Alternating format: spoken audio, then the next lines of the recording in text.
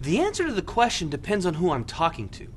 Now, if I'm talking to my mother, I say that an embedded system is a very powerful computer on a little tiny device. If I'm talking to a coworker, well, let's be honest, we all know what embedded systems are. We don't have to discuss these trivial things. Of course, if I'm talking to somebody in marketing, I water down exactly what I told my mom. I use very small words, very slowly. When I run into an embedded system engineer, I avoid this subject completely, because on the pecking order of geekery, those guys are at the very top of their game, and quite frankly, very hard to talk to them. Perhaps the most accurate description of an embedded system that I provide is when I'm talking with my bookie. I tell him that an embedded system is a computer system designed to perform one or a few dedicated tasks, typically with real-time constraints. And of course, my response to his follow-up question is, okay, I'm sorry, I'll pay you back on Tuesday.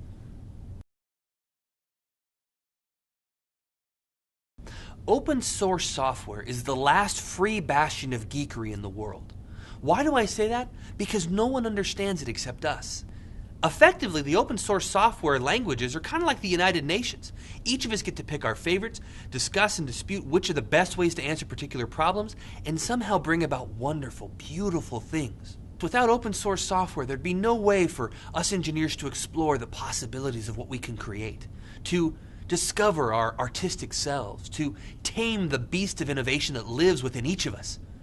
Plus, we don't have anything else to do on the weekends. This is obviously a flawed question.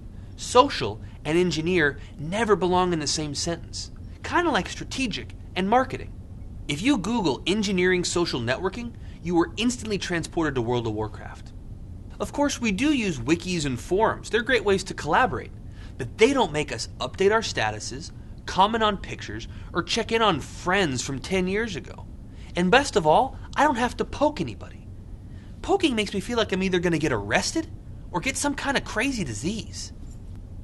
Plus, you kind of have to have friends, so no, we don't do any social networking. We'll stick to our own wikis, our own forums, and our own World of Warcraft. That's an easy answer. You and I win. Competition breeds higher performance at a lower cost.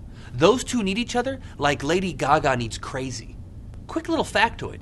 Did you know that ARM stands for Advanced Risk Machines? That's an acronym inside of an acronym. That's recursive acronyms. I love it. Of course, if you say the whole thing, Advanced Reduced Instruction Set Computer Machines, or RISC-MA, it sounds a little bit ridiculous. Kind of like something that Series of Tubes guy would have said.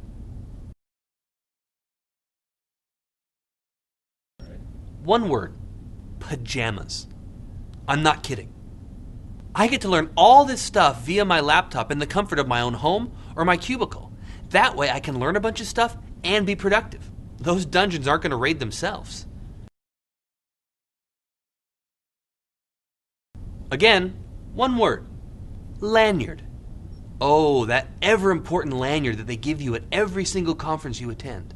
It tells everybody around you at the hotels and restaurants that you're important, that somebody that you don't know very well paid money for you to fly across the country. And of course the ladies love them some lanyard. That's how I first caught the eye of an engineering wife, after all. Plus, when she tried to run away, I caught her with it. Hey, you can find more videos at anengineeringmind.com, or you can follow us on Twitter at engineeringmind.